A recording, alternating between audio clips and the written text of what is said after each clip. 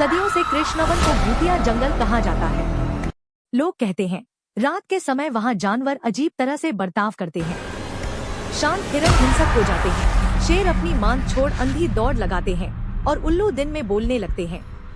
गांव के बुजुर्गों का मानना है कि इस जंगल में एक पुरानी चुड़ैल की आत्मा बसती है, चंद्रकला, जो मरे हुए जानवरों की आत्माओं को वश में करके अपनी सेना बना रही है।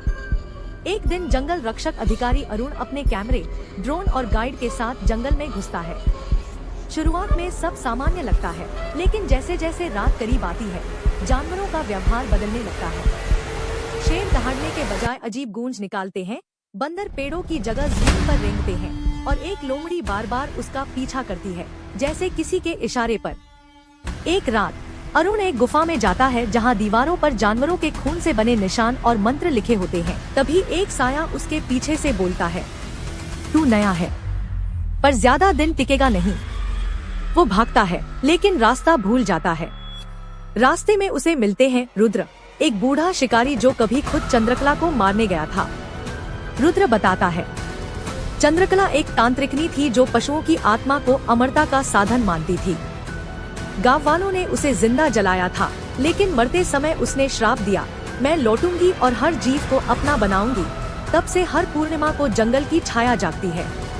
अरुण अब समझ चुका था, यह सिर्फ जंगल नहीं, एक जीवित श्राप है। अगली पूर्णिमा आने वाली थी।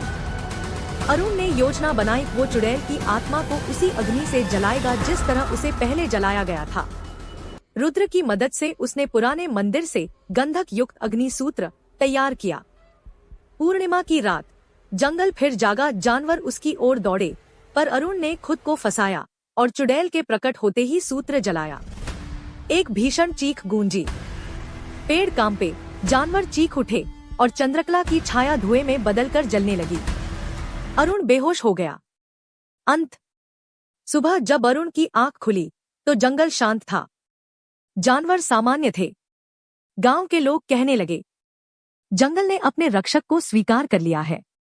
चंद्रकला की छाया खत्म हो चुकी थी, लेकिन गुफा में एक आखिरी संदेश अभी भी चमक रहा था।